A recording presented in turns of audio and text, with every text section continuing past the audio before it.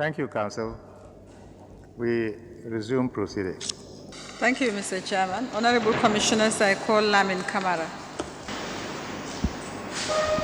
The evidence I shall give to this commission shall be the truth, shall be the truth, the whole truth, the whole truth, and nothing but the truth. and nothing but the truth. So help me Allah. So help me Allah.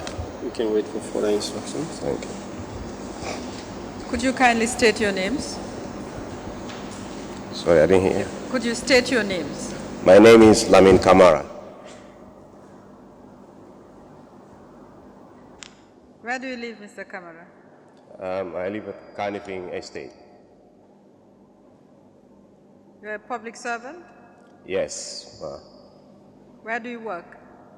I work at the Ministry of Petroleum and Energy as Permanent Secretary.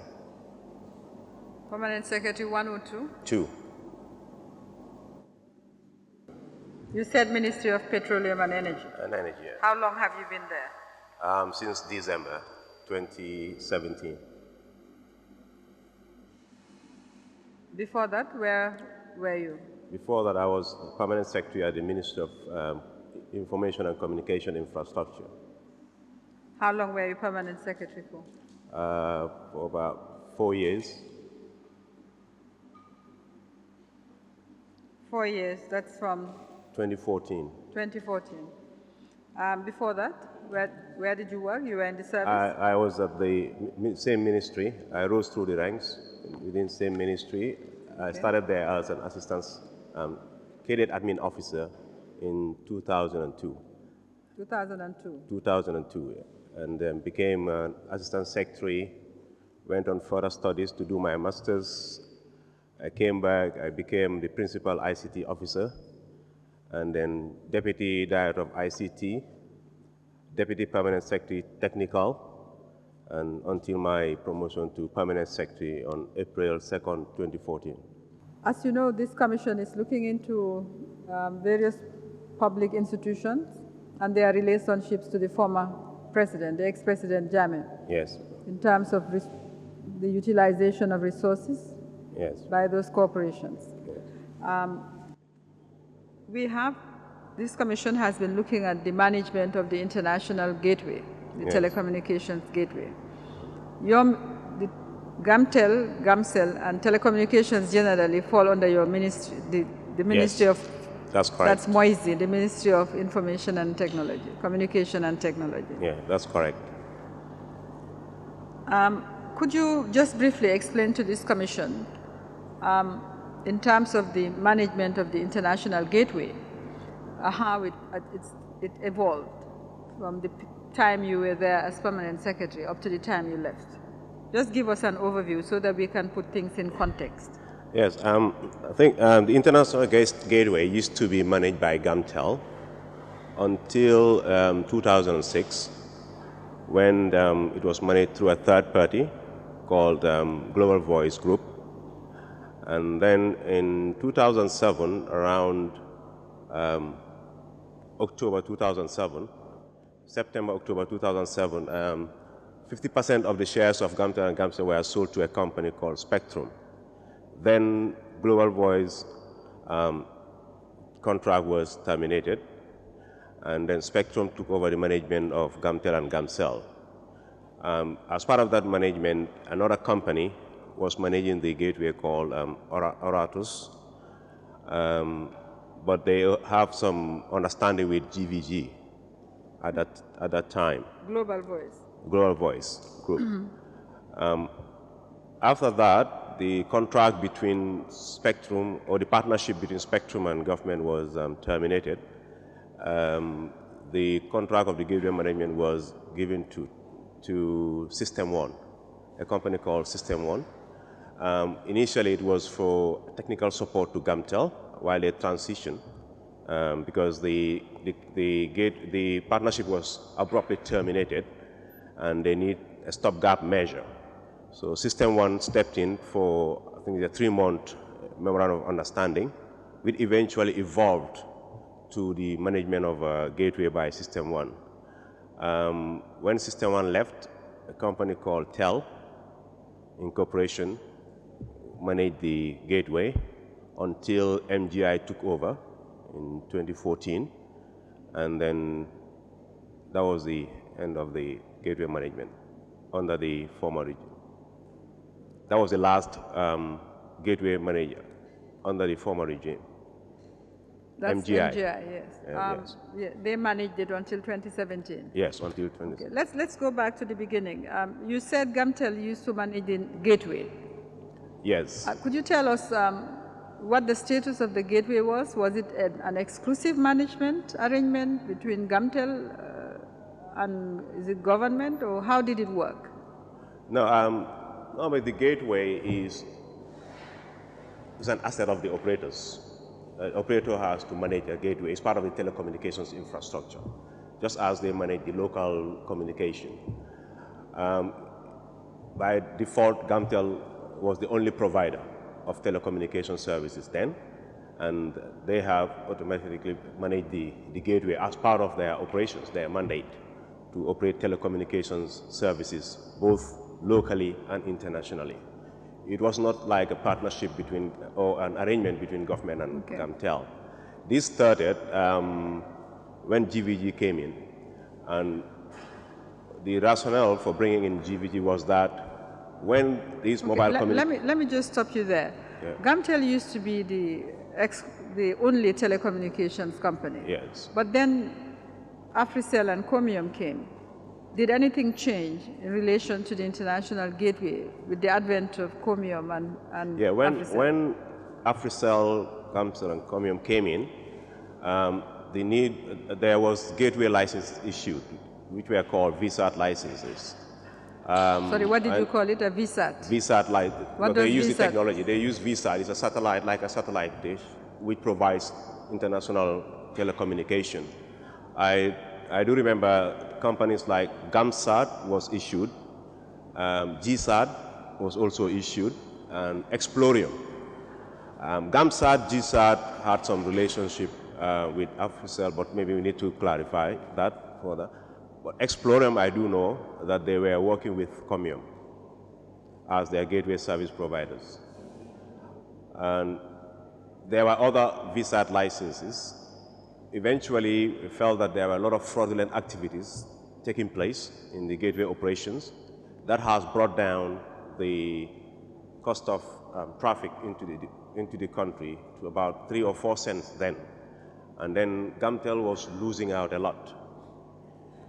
So as a result, Gamtel struck the deal with GVG to help, to support them, to address those fraudulent activities, the grey traffic that is coming into the country. That's how a third party started getting involved in the gateway management. So did the fraud arise as a result of the number of VSAT licenses that were issued? Yes, I think when GVG came, what the advice was, because of the number of VSAT licenses issued, it was difficult to manage the fraud, the grey routes into the country. And I think an advice was given that to bring down those VSAT licenses, those VSATs, and to revoke the licenses if we want sanity to prevail in the market. And some of those VSAT licenses were revoked. They were revoked? Yeah, were revoked, and then the exclusivity returned to Gamtel with the support of GVG to manage the gateway. So before the VSAT licenses were issued, Gamtel had exclusivity. Is that what you're saying? Yes. And then the VSAT licenses were issued? Were issued with the advent of the new operators coming in. Okay. All right. We're just trying to give this whole thing a context. So some of them worked with Comium and some worked with Africell? Yes. But none of them worked with Gamtel up to that point? No. Not that I remember. Okay, so Global came in? Yeah, Global came in, I think it was around November 2006. Who is behind Global Voice? Who are these people? Do you know? It's a company incorporated in Haiti. I think it's a company incorporated where? Haiti. Haiti. Yeah. So it's an offshore company? I don't know, but I do know that it's incorporated in Haiti, but they also have an office in Miami then. Okay. But who are the people behind it?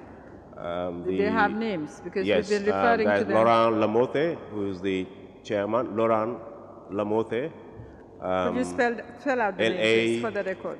Is L-A-M-O-T-H-E. Do you have any documentation regarding these Global Voice? Yes. And who they are? Yes, I had documentation, and I think they were provided to the task force. I was made to believe they surrendered the documents to the commission.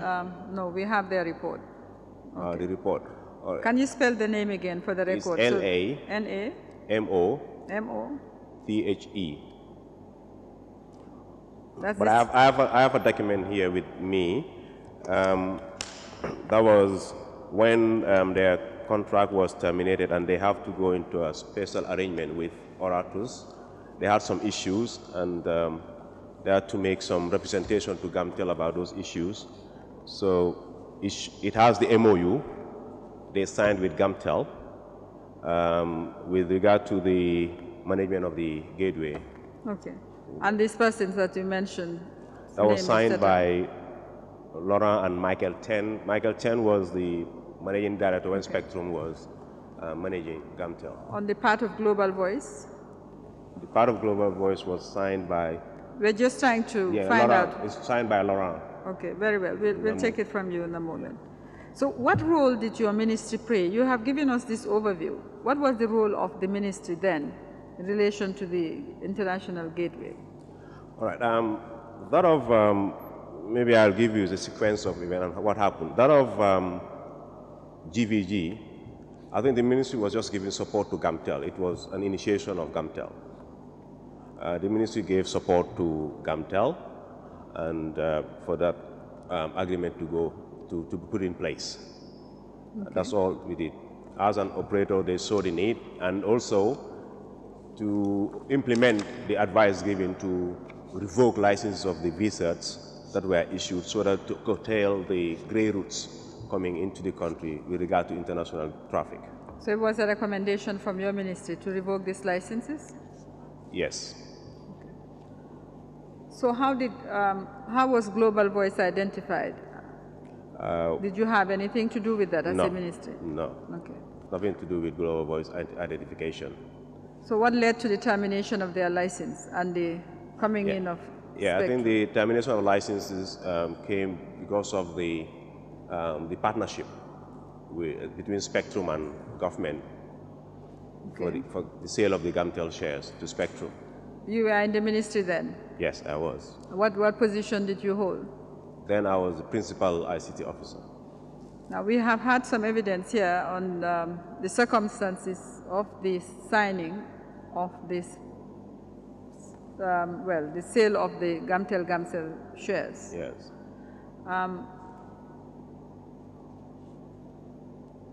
Were you involved? I'm not involved in the sale. What happened was, the information we got, I think the agreement, the master sales agreement was signed, and when it was signed, we were not privy to it. Okay. It was after the signature that the ministry, we were made aware by the minister in charge. Then through a meeting that was called at the ministry, including Gamtel management. That is, which minister? That was Madam Nene McDowell Gay. Now the Spectrum contract was terminated. I mean, yes. that's the evidence before this commission. And but before we come to the termination, how, or if you know, if you can tell the commission, how were the shares valued? How was the price that was to be paid by Spectrum to Gambia government? How was it determined? It was not determined at the level of the ministry. Like I said, what we were made to understand was the minister was called to the Ministry of Finance, and they were acting under instructions to execute the sale of the shares to Gamtel. But the sale of shares to Spectrum. But where we got involved at the level of the ministry, when that happened, what we did was, now that the master share agreement was signed, which was beyond our control at the level of the ministry, because we as technicians, we were not involved, and our opinions were not sought. what I advised the then minister is that the remaining documentation that needs to be done, we make sure that we involve the Ministry of Justice, to give the right answer so that we put everything into legal context at that time. And I remember she heeded to that advice, and we involved the Ministry of Justice, and we are reviewing some of the subsequent documents to be signed, only to be given an ultimatum, to go to the office of the president and sign the remaining documents. Because it was taking too long, some people had to report of it that it were taking too long to review some of the documentations, that were provided. So we were summoned to the office of the president to make sure those documentations were finalized and signed. Mr. Kamara, are you aware of a PKF valuation? Yes, I'm aware of a PKF valuation in 2007. Gamtel Gamcel shares? Yes. I'm going to show you this document. Or do you happen to have a copy of yes, the PKF? I think I have a copy of it. I should have a copy of it. There was a business valuation report from PKF as at 31st December 2006, which seemed to cover Gamtel and Gamcel. Yes. Is that the one you have? Yes, I have. Yeah. Let me show you this and just confirm that it's the same as the one you have.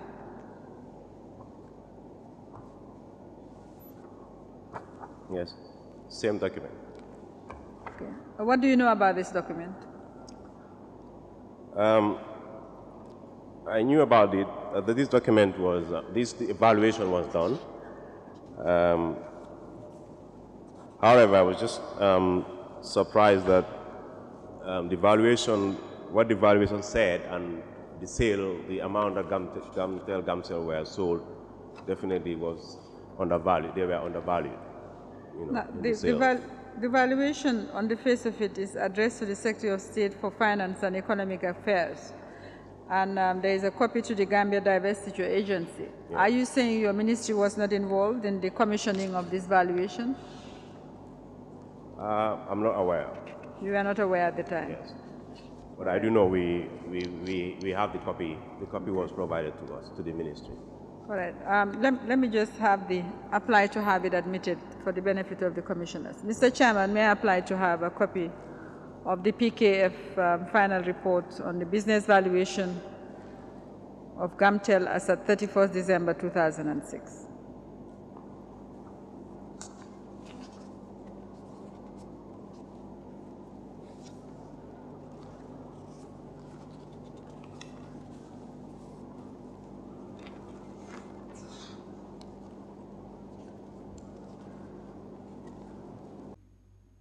To be more precise, Mr. Chairman, is the executive summary of the valuation report. We are yet to find the full report. Executive summary of business valuation report as at 31st December 2006 by PKF Consulting Limited, Nairobi, Kenya, in respect of Gamcel, admitted mark SC 78.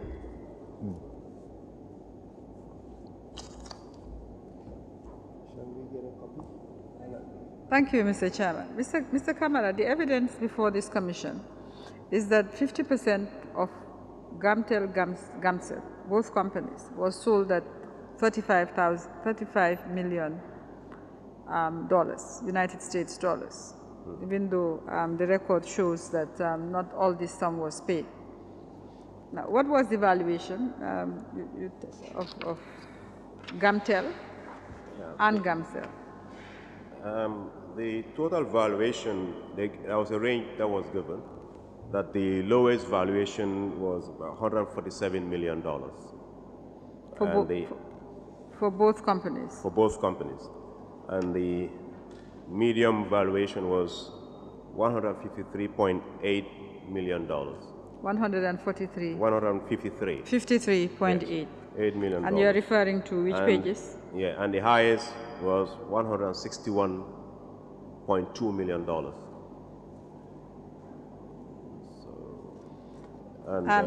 Can you refer us to the pages you're looking at, please, just for the record? Page also? 7. Page 7. There's a summary on page 7. So taking a median rate, 50% ought to have been a minimum of what? Looking at it, ought to have been about $76 million. 75, 76 million. That would have been 50% valuation. Did this report come to the attention of the ministry at any time? That I cannot tell. I'm not sure. When did you come across I this came for the across first time? this when I became permanent secretary. When was that? That was in 2014. 2014. 2014. Yeah. Right. Spectrum's contract, well, government tried to reverse the sale subsequently. Yeah. Was the ministry in any way involved in this revision of the sale? Why? If you were involved, tell us what happened. For the sale or The sale of the shares. the $35 million? Yes, yes. I'm just moving ahead slightly. That government became involved. Well, government tried to reverse the sale Yes. to Spectrum. Yes. Is that correct? Yes. Yes. Where was your ministry involved? I believe they were involved from the evidence we had from Yes. both Minister Mbenga and I think Nene McDolgay. Yes. What happened was when Spectrum, I was the board member. I was representing the government on the board. The Gamtel board. On the Gamtel board. Then. Oh, Gamtel Gamsel. Yes. Was a Gamtel Gamsel board. Gamtel Gamsel board. Who was the chairman? The chairman was Michael Ten. That's the MD at that time. But there were there was late Mohammed Janneh, who was also a member from the government side, and the permanent secretary, the Minister of Finance. I felt I was duty bound as a member of the board. I've seen some anomalies that was taking place, and the partnership was not fairly balanced. So I did a report which was brought to the then minister, it was Fatim Baji. And that report was extended to the office of the president to look at some of the issues that were happening in the company. And so initially, they were first terminated, but for some reason, within 3 days, it was reversed. That is because I think the minister first did a verbal update to the president that led to the termination.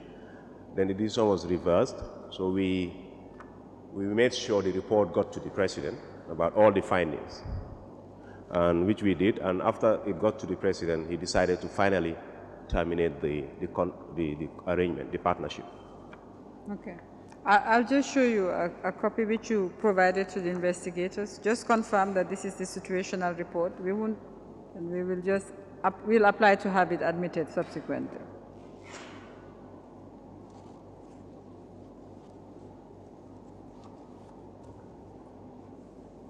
That's the report you provided to the investigators? Yes. That's You the signed report. it? Yes. Thank you very much. I'll take it from you shortly. Yes, that's the report. Yes. Could you just tell us a few points, not read it, just a few points, the grounds on which you made the recommendation that, or the issues that exercised or prevailed on the president's mind when the termination was done? What were the issues?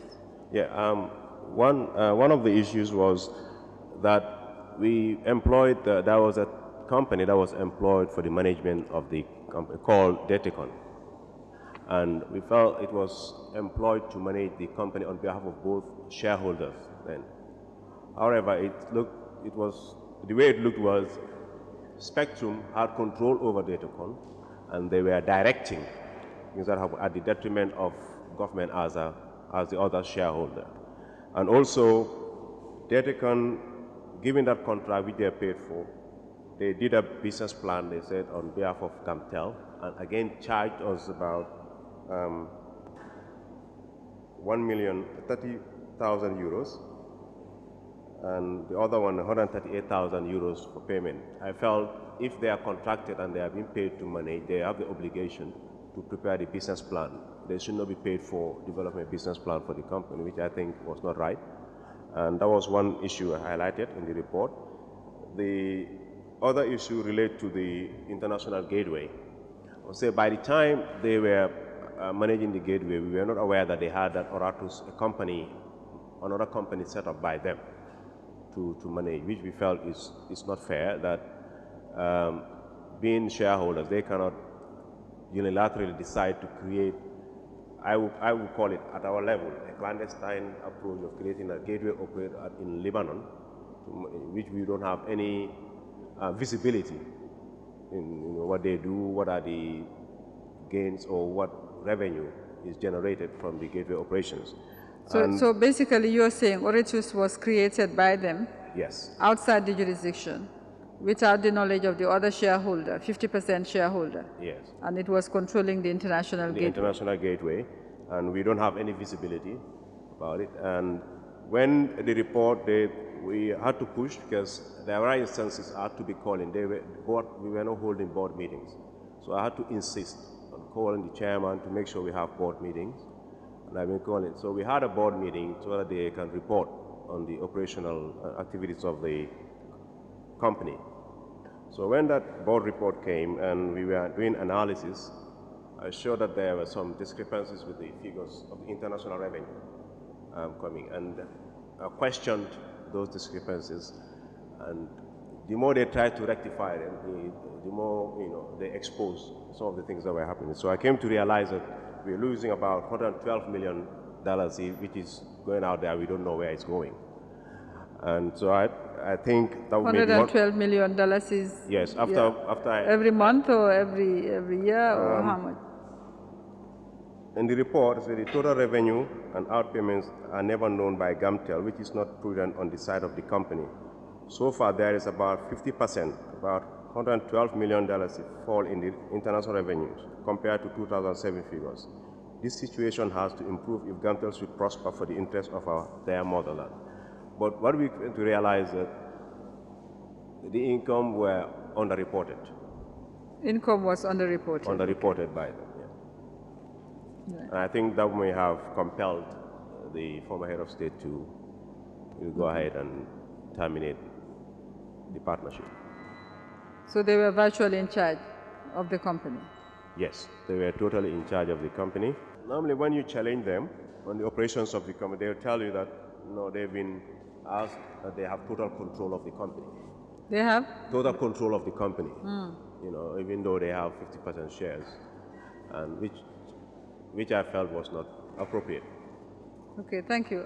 We will read the report. Which we felt was not appropriate, and that was not the essence of it, because at the level of the board, we had equal representation.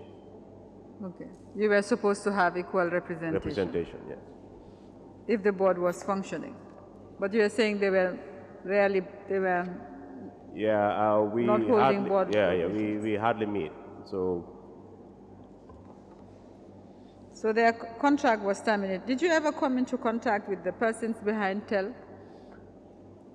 The persons behind TEL, I do know the owner of Spectrum was the same person who owns TEL.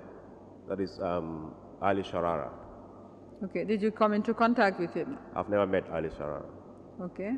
But I do know the guy who used to run the business, the international operations, Rahid Sharara. Yes, I've met. I've met Rahid because he's the one who frequents the ministry, and he was part of the board. And Michael Ten, who was the managing director and chairman of the board. These were the people behind Spectrum. So their contract was terminated. Yes. And then the gateway, you said, was managed by System 1. System 1 stepped in. Who is System 1? Who are the persons behind System 1? Was a Spanish company. Spanish company. It was based in Spain. It had no connection to Global Voice or one thing I Spectrum. do know that they had, they were providing technical support to Global Voice then. They were a technical partner to Global Voice. During the period Global Voice was in charge of the gateway? Yes. I see. So they came in on their own without Global Voice this time? Yes. They came in on their own. Who licensed them? Was it yourselves or how? We know there was a directive that a contract was signed. Yes. But did you have any role in this process of issuing? Let me rephrase. My understanding is that a contract might not necessarily be the same as a license. During the period that the gateway had managers, were they licensed? No, they were not licensed because the management contract is saying the licensed entity here is GAMTEL. It's saying that they're operating the gateway on behalf of GAMTEL. So that's why they won't require a license. They require a management contract between them and GAMTEL. Okay. Are they not required? Well, at that time we didn't have a PURA Act. We'll come to that in a moment. All right. So after System 1 was terminated, what led to the termination of System 1's contract? Do you know? I think that was influence from the Office of the President, because it came a point where we don't get involved in these contracts or who is awarded the contract. No, it normally comes as a directive from the Office of the President. It's the officer that decides to keep or change the management company. Was the President at any time the minister responsible for telecommunications? Yes, many times.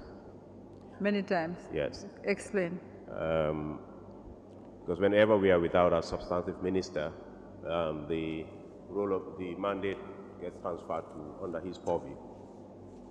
And there are times where we go up to a year or so without ministers, and the mandate would be under him. I think when TEL was coming, he was the one as the Minister of Communication. So that was when System 1's contract was terminated? Yes, when System 1 contract, yes. And TEL came in? Yeah. Do you know anything about the coming of TEL? TEL was also Ali Sharara, is that correct? That's the evidence before this commission? Yes, it was Ali Sharara, because the Rahid I knew with Spectrum was the same Rahid who was working with TEL, the Rahid Sharara. Okay. What was his role with Spectrum? Rahid, he was director of he was appointed as director of international operations for GAMTEL. Director of? International operations. International operations. During the Spectrum partnership. Of course, as director of international operations, he was responsible for the gateway as well. For the gateway, yes. And so when TEL took over, he was managing TEL. Is that what you said? He was represented, but there was a local representative. I can't remember the name, but they have a local staff in the country. So what role did he play in TEL? Rahid? What position did he hold in TEL? He's one of the directors. So now TEL eventually was terminated in favor of MGI. Yes. How did that happen? What do you know about it?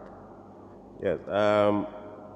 The MGI issue, what I do know was we were having issues with TEL because, you know, the international gateway operation is complex in the sense that, yes, the operations may be ongoing, you may have calls and all that, but there could be some quality issues, and also there could be some events of fake calls. There were a lot of fake calls. Fake calls, I mean, is like calls that are generated. When they're generated, maybe you receive a call, you would answer, you wouldn't hear anybody, but then it costs. They generate revenue from that. So there was a lot of fake calls, and the operators were complaining about that because it's like an extortion of money from users. And the quality was also compromised because, you see, in international operations, the routes, they are cheaper than each other. But some routes may be cheap, but then you have to go through a long way to get back to go through other countries probably to get to Gambia. And when you have that, because of the noise and all that thing, it reduces the quality of calls. I think the routing of the calls was an issue, and then the call quality was very poor, which also we felt was not in the interest of the Gambian consumers. The other element there was, while they were opening the gateway to, we discovered there was an amount, once came to our attention, the profit and loss account they gave, about $2 million was mentioned, according to the, it's a fund going somewhere we don't know, and it was a concern. $2 million? $2 million. At what frequency? Every month. Every month? Yes. And in the PL they provide, and I think Gamtel will be in a position to provide the P&L relating to that. What I once asked Rahid, what he told me was, no, this is because of the $35 million they paid to government during the Spectrum Partnership, and it has to be paid back, and it goes towards that payment. So they were deducting $2 million from the gateway proceeds? Yes, proceeds, to go to pay for the $35 million. Because I think when government terminated the arrangement, I remember they nearly sold it to another company, Emirates Investment, I think. Sorry, say that again. Emirates Investment. Who if my sold? memory serves. The investors were brought in, I understood. Sorry. The investors were brought in. So go back a little bit. You said when government terminated the Spectrum contract. Yes. It was, the shares were nearly sold to another company called Emirates Investment. By government? By government. And I remember the then minister, that was Fatim Baji, was called into the Minister of Finance, so that to complete that deal. I was in Dakar then attending a meeting on this thing. So I had a call, and she explained the issue to me, and I advised her not to sign it, because if we are to sell government shares, the Minister of Finance, who is the custodian of government shares, they should sell those shares to the Minister of Information. Because the first one, when it happened with Nana McDonald, it happened, he signed before we were involved as technical people. So I had to, at hindsight, next time is the Minister of Finance that should sell their shares, but not the Ministry of Communication. We are not the custodian of government shares. So I advised Fatim, and she, did accordingly. And I said, advise her, we can take the first right of refusal. Because if you look at the Spectrum arrangement, the subsequent arrangements we have, even in the document, there's a handwritten thing about first right of refusal, because we insisted to have that in the agreement, so that in the event they want to sell the shares, we have the first right of refusal to be able to take over the shares. And that's what we did, and that's how government took over the shares. And I do understand government only paid $5 million. So there was still remaining balance to be paid for the shares. So what happened to this Emirates investment? The deal did not go ahead, because we refused, so the deal did not Fatim go refused to sign the agreement. Okay.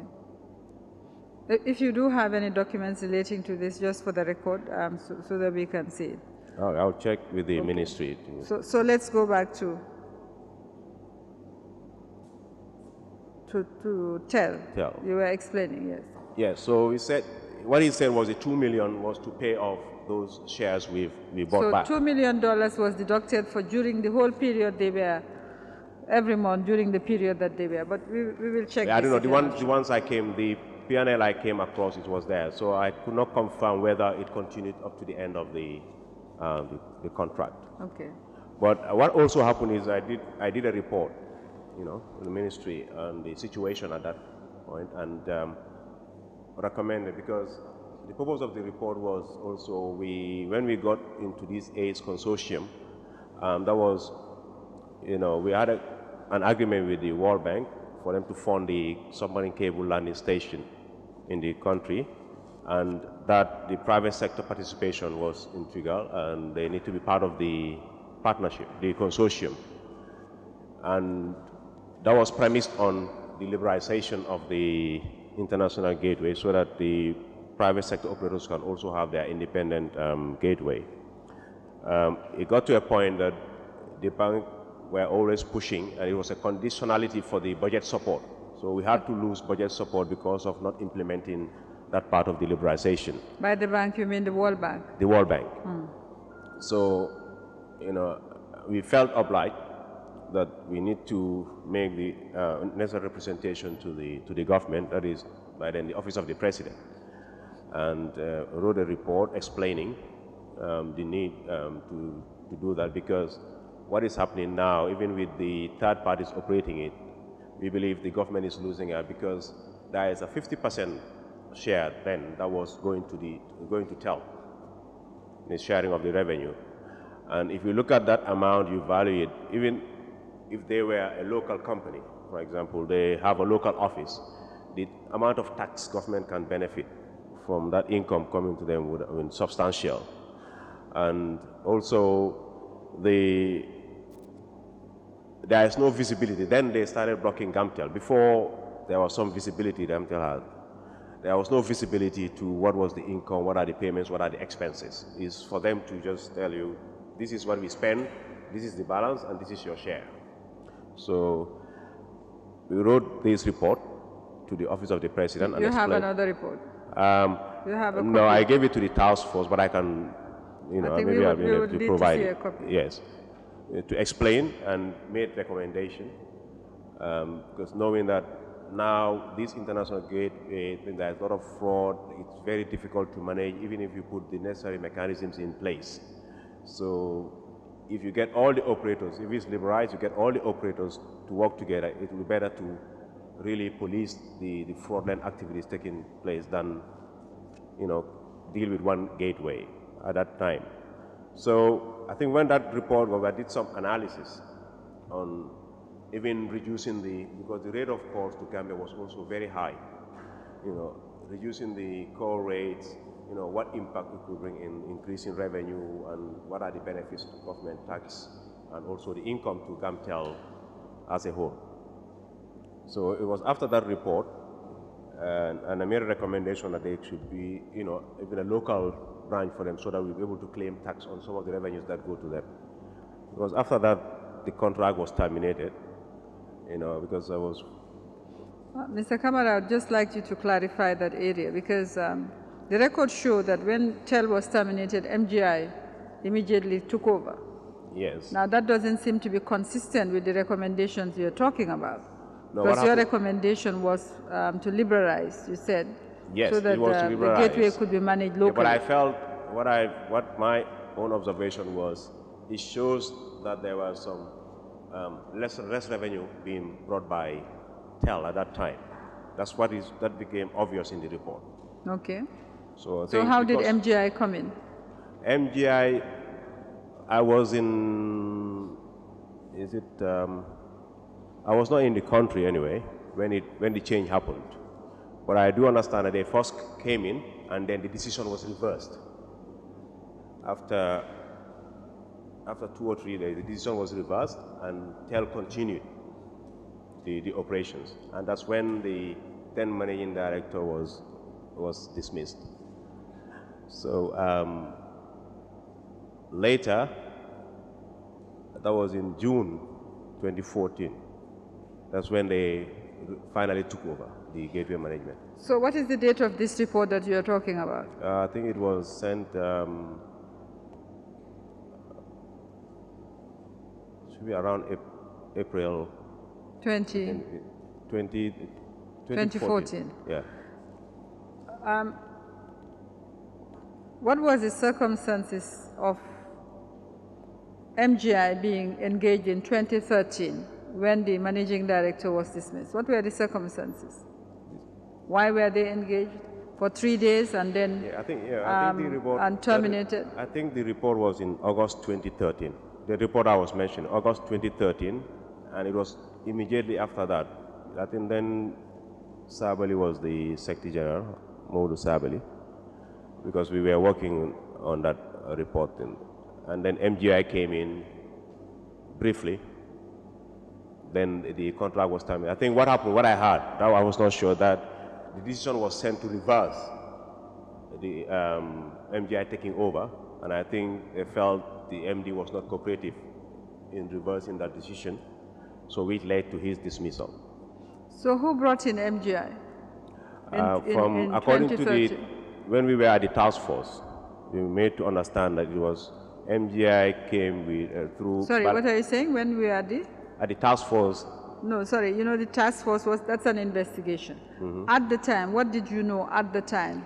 At the time, about, okay. Yes. Before MGI came in, what I do know was there was an application sent in by Mobicel Blue for a license to Pura. But part of the license was they were going to have some collaboration with an outside company to provide some telecommunication services. And a license for what? The application for what? For mobile virtual network.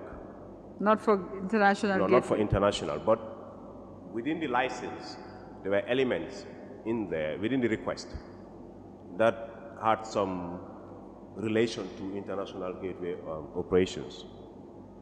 And at that time, I remember when we looked at it, at the level of the ministry and Pura, we came to the conclusion that we cannot issue that license because it has some implication on the management of the gateway, and the policy relating to the gateway now is that it's an exclusive management assigned to TEL. Okay. So that application was done by Balajasi. But to my surprise, when the refusal was given, it was the then MD, Babakar Sanya, who came to the ministry, to really show his frustration about the refusal of that application. And because he felt the arrangement they want to do with them in partnership with GAMCEL would have been very beneficial to the company. But we saw it differently. So the appointment of MGI, you said was for 3 days, then it was terminated. Yeah, it was reversed. Yeah. So when they came back, you were still there as permanent secretary. Yes, I was still there. So what do you know about their coming back? The ministry was not involved. The ministry was not involved. The ministry was not involved. No, was not involved. The only time. How did the ministry know about it? Yes, we knew about from information. Just it's Gambia. They hear. So you never received any official communication informing you that? No, we never received an official communication. The only time we got involved in it was when MGI came in. I think that was an issue about staff movement in the company. What was the issue? In the company, they were moving staff. Some were demoted, and then some were eventually dismissed. At that point, it got to our attention. Then the president was the minister. He was the minister in charge of the ministry, and I was the permanent secretary. It came to attention of the ministry and had to engage the managing director then, that was Babakar Sanya, about the issue. And he told me that it was in relation to the MGI contract that they have to do some movements for the implementation of the project. So what was he doing exactly with the staff? Some were moved to other departments, others were demoted, and I advised him he cannot do that unilaterally as the managing director, because the positions he's dealing with, those are board positions. It's the board to decide on that. What he could do is to recommend to the board. Okay, can you be specific? Like which positions were these? There was a director of human resources. There was a director of core network. Core network. There was a director of internet business unit. There was a director of commercial services. And there was a senior manager, another senior manager involved also. So he was I think it was about 12 people. 12 senior staff? Senior staff, yes. Were being moved? Moved, and others were kind of what happened is tantamount to demotion, because somewhere like the senior manager at the international business unit was Senior manager, sorry, I'm not hearing what the you senior said. manager. International? The internet business unit was moved to become a coordinator at the GTMI Institute in Basse, which is tantamount to like a demotion, although the salary was still, the salary still remains the same, so which I felt was not the right thing to do. If he wants to do that, he needs to recommend to the board and let the board, look at his recommendations and deal with the issue. And I wrote it to that effect because it was a communication between me and him. I felt it is necessary to put it in writing for tomorrow, for the sake of tomorrow, to know what was my position with regard to the movement. So I wrote a letter to him to put the points across to him and advise him to follow due process. Mr. Kamara, Yes, ma'am. the letter written by Mr. Sanyang, the Managing Director of GAMTEL, regarding the staff movement, dated the 3rd September 2014, which you provided, states at page 2, and that's the 4th paragraph, that the mere fact, I quote, the mere fact that the former gate manager TEL had been suspicious of conniving with some of my staff, MGI proposed that those staff should be redeployed out of the international operations area. As a result, I conducted a series of transfers involving directors and some senior managers in anticipation of effecting change in the interests of both GAMTEL and GAMCEL. Whilst I move one staff, it becomes apparent that another staff should move. This ended up having a series of movements, including those that should move from the gateway. Do you have any reaction to this? For me, as far as I'm concerned, some of the staff that were moved, I don't see the relationship with the management of the international gateway. If I may give you an example. Sorry, first, this allegation that these people were conniving with TEL before. I don't think so, because I do know all GAMTEL as a management were all fighting against termination of the TEL contract. They were fighting to terminate the TEL contract, including the MD himself. Okay. For me, I was surprised that after the termination of TEL, that it has to be part of an arrangement which is also going to give away the gateway operations to another company. Okay. All right. We will read the documents because we've kind of run out of time. Sure. I just want to ask you a few questions regarding, before I have applied to admit these documents, regarding MGI and its management of the gateway. You said you continued to be on the board. Yes. Whilst MGI was managing the gateway. Yes. Was the board monitoring this MGI contract? Nope. Not that I know of. Because why not? Why not? You were the board. Why didn't you manage the contract? They monitor the contract. Yeah, at the level of the board, this contract was seen to be even beyond the board. It has nothing to do with the board or even the ministry. Issues relating to MGI did not come to the board? No, it doesn't come to the board. Issues relating to the management of the gateway?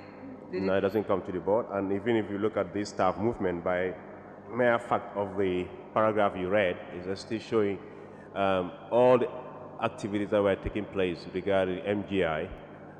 He was dealing with the office of the president. And I think that is seen to, that is seen because of the office of the president. It's beyond the board and the ministry. Okay.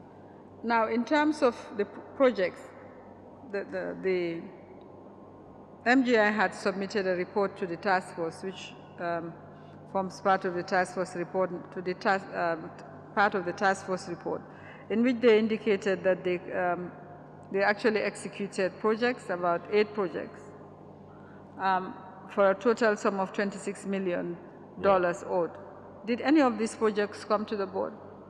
Nope. Only knew about the projects when I was at the task force. I was aware of the unified communication system, and the way I got aware of it was I was receiving calls from the personnel management office, like when they call permanent secretaries for meeting, which were giving 3-digit numbers. And I started asking, what kind of system they are, operating on, because there was a time I realized that the calls that came through it were landing on the other mobile networks with 3-digit numbers. So I was not comfortable with it, because I think it could be another way of calls, being charged through the local telecommunication system. So when I inquired about it, I was made to understand there was a unified communication system that was installed at the office of the president. And I remembered even the MD, then we were at an occasional state out. I told him, fine, if it's a unified communication system, because we as the ministry, this was part of our plan to get a unified communication system for government, I think we could have worked together so that we cover the whole government rather than just a section of the government. Then I didn't know it was MGI who provided the funds for that. It only became apparent to me during the task force deliberations. Did the board also, was it the same board for GAMCEL that you were on? Yes. It was a GAMCEL board? Yes. What about the GAMCEL billing system? Did it come to the board? No. So I only got aware of the billing system as part of the task force. Okay, so basically MGI was under the office of the president? Yes. That's what it was really run in isolation with the office of the president. But I do know that the UCS, the Unified Communication System, started before MGI started financing it. It was first financed by GAMTEL. About $316,000 was paid. Yes. By GAMTEL then. And then eventually, I think MGI came in for the second phase. That is a system that was provided by Mobicel Blue. Yes, Mobicel Blue. Blue Ocean Limited, if I may call them. So I didn't get that. No, I'm just just mentioning their proper name, yes. Okay. Do you have anything else you would like to bring to the attention of this commission?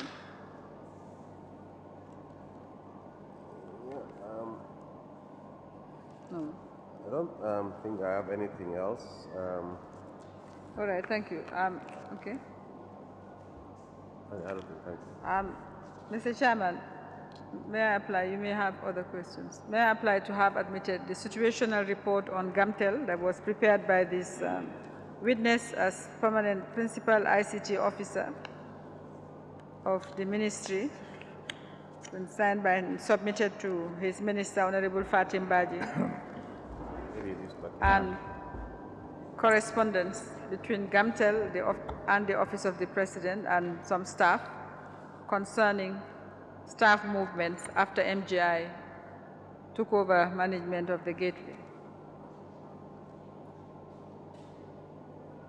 Before that, I just want to ask a few questions. You mentioned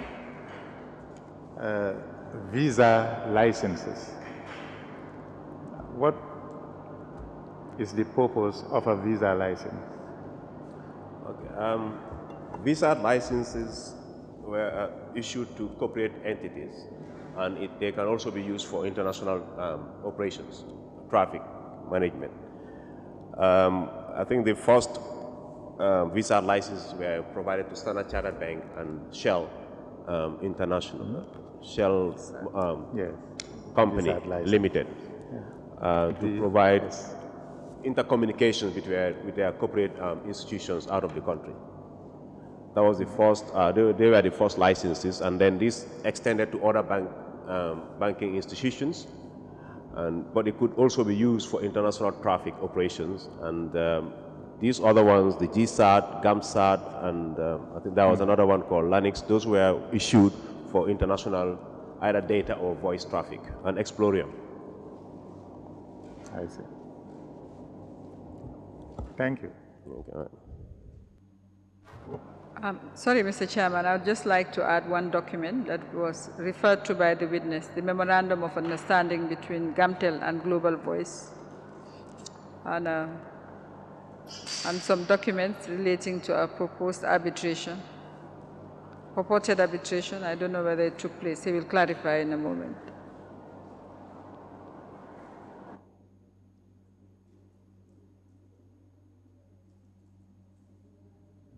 It's attached, sorry. Yeah, Mr. Kamara. Yes. First, we are dealing with the situational report on GAMTEL. It is understood you yourself prepared it. Yes. So which period did it cover, or does it cover? That was 2007, 2008. 2007, 2008. 2008. Yes. Okay. Anything, yeah. Okay. Situational report on GAMTEL for the period 2007 and 2008, partnership between Spectrum and Government of the Gambia, prepared by Lamin Kamara, witness number 178. Admitted mark SC 79A.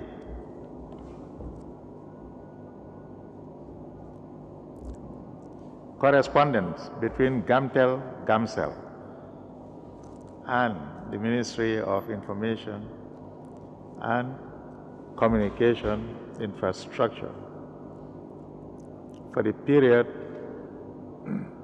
14th August 2014 to 15th September 2014, concern over senior management movements.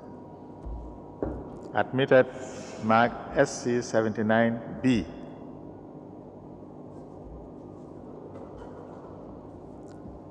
Correspondence.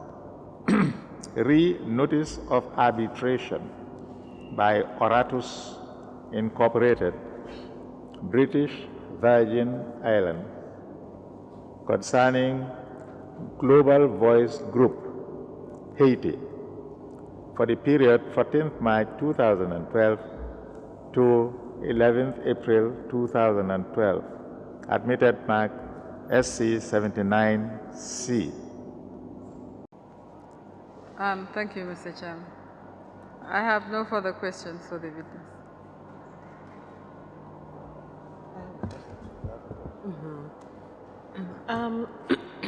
Mr. Kamara? Yes, ma'am. Maybe you can help us shed some light on this. Based on the evidence we've so far heard on this gateway issue, I guess one can safely say that the gateway is a key component of GAMTEL's operations in terms of revenue generation. So what I'm just trying to understand is, why was GAMTEL not equipped with the latest technology or whatever to be able to carry out this service locally rather than outsourcing it? Yes, I think the partnership GAMTEL got into with GVG, that was the thing, because technology evolved so fast that at that point in time they were not aware of those evolutions, and when it happened it caught them off guard. So normally companies go to this telecommunications event. I think that's where they met with GVG, talking about this latest technology they have to combat fraud. And this is how GVG came into play. The idea was to support them, to get the technology in place over a period of time, train them, support them in the implementation, and then GAMTEL to carry on with their gateway operations. But I guess it was seen as an opportunity, and a new model was created out of default, which got some interest, and then the practice continued. That's my observation about it. Okay. Yeah, because it's just sort of the issue just got compounded and compounded and compounded. So it's just interesting because we've not heard how GAMTEL was monitoring, the gateway side of things. So it's like they lost out on the entire process if you look at it. Yeah, and what happened also, there came a time when the Global Voice contract was terminated, we received a letter from the Office of the President saying that the gateway is now government's. It's now, sorry? The gateway is now government, and any Okay. decision on its operations or management will be taken over by government. In that, it's the Office of the President. And since then, all decisions were coming from the Office of the President for the gateway operations. Okay. Okay. During your testimony, you also mentioned about Emirates Holding, like another company that wanted to buy the shares of Gamtel after Yes. Spectrums was terminated. Yes. Who was behind this? I know it didn't go through, but who were those behind it, if you know? I won't be able to say that. All I knew was the company was interested, and it was Emirates Invest, and I only had to advise at that point, but I didn't know who were behind because I've never met them, or it's just my advice was sought, and I advised on the issue. Okay. And my final question on that is, well, I guess it's common knowledge Gamtel at that time was doing very well. So why was there the need to divest of shares, like privatize a certain part of it? Yeah, I think what I do know is with the GDA, the Government Divestiture Agency, there was a work plan for the PEs, how to improve their performance, and also for eventual divestment of some part of government shares to inject more capital and also to create income for government.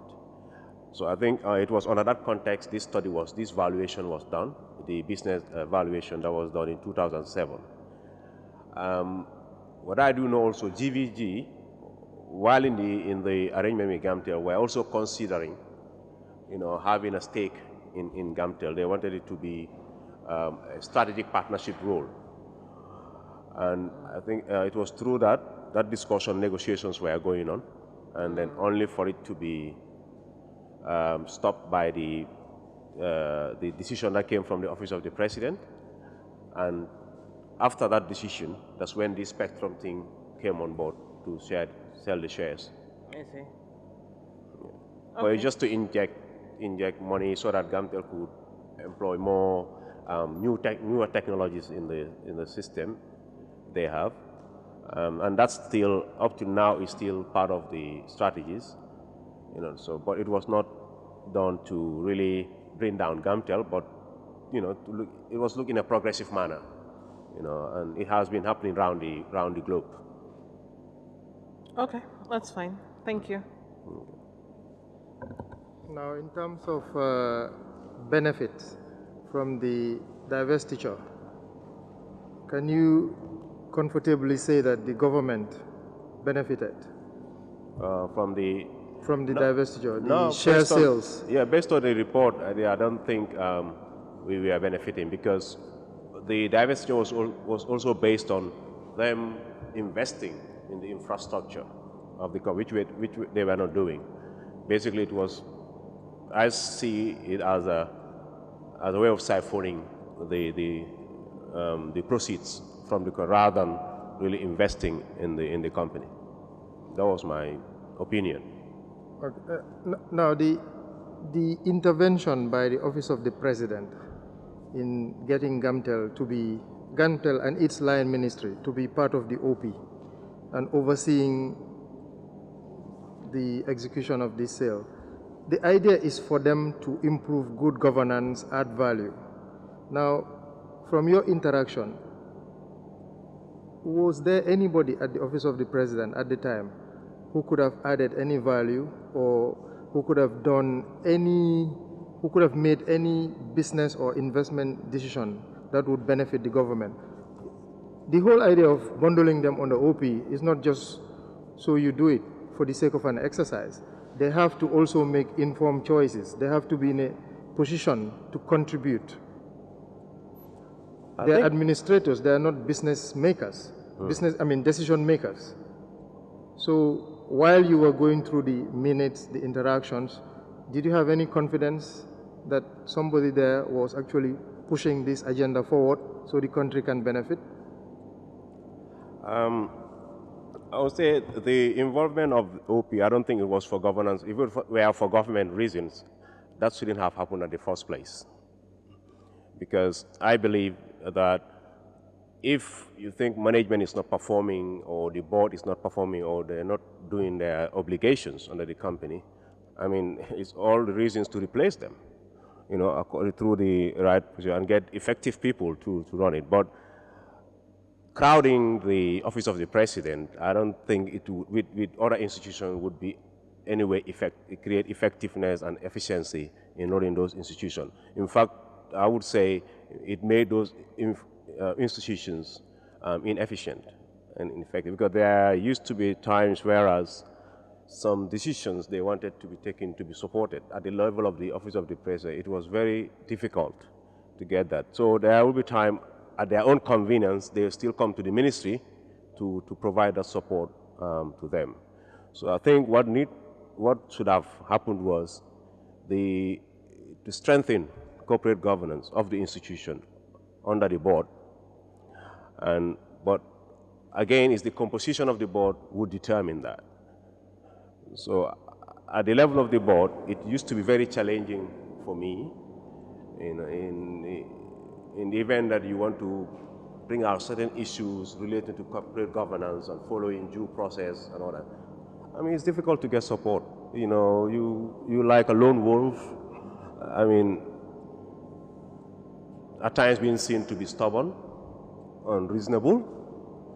And even this letter I wrote, I mean, the board were copied, but no action was taken. So, but the point here is that the managing director of GAMTEL was okay with this type of arrangement. Oh yes, he was okay with that type of arrangement. He is a key stakeholder in board decisions. Of course. Yeah, so if he's okay with it. Yeah, they prefer to deal with the office of the president, you know, because whatever they wanted to achieve at that point, they felt it is easier to do it under the office of the president rather than through the board or through the ministry. So can you pick those things in the board minutes that there were opposing views in terms of how things were going during your board meetings? Yes, even before I rejoined the board again, there were other issues there in the board about staff movements. That was different from these other staff movements, and decisions were taken. And if you see in the letter I wrote, I even indicated one of where I said, you would recall that such a situation happened under the previous board, and a resolution was passed at the second extraordinary meeting of the board, which was reaffirmed and further clarified at the third extraordinary meeting of the board, that is 10th July 2013, that all staff movements relating to senior management must be done with the consent of the board and in line with the established service rules of the company. Therefore, it is ironical that such action is being repeated under a new and different board and could undermine your relationship with the board, which is the least needed at this moment.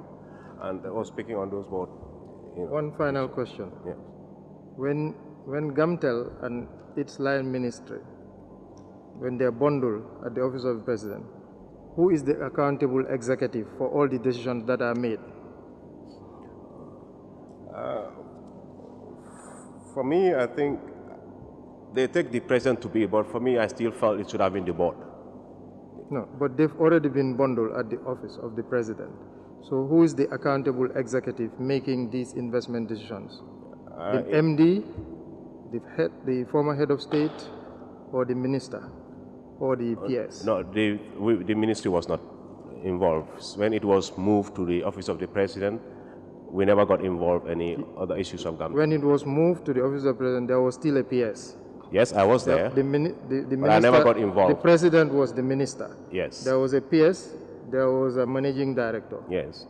Who among the three is the accountable executive? Was it a joint decision? On all the strategic agenda items? No, what I could say is that we were not, as at the ministry, I was not involved in anything to do with GAMTEL, because when the proposition was made at the office of the president, I requested for a written letter for the movement of GAMTEL to the office of, and when they did that, I was hands-off, even whereas they had to come to the ministry. I remembered when Sheriff Bojang became the minister, they started engaging the ministry through him, but my position was, as long as that decision is not reversed, I'm not going to be part of it, because I cannot be seen to be overseeing an institution yet a decision is made somewhere else, which I cannot be part of. So that was my position. The office of the president is a body, is an institution. I'm asking for an accountable executive who made the decision. Was it the managing director, was it the secretary general, or the president? At the level of the president, all administrative issues are handled with by the secretary general. So I guess the secretary general will be in the position to. Thank you. Yeah. Very well, you may go after, but in the meantime, we rise and we'll be back on Monday, the 9th at 10 o'clock.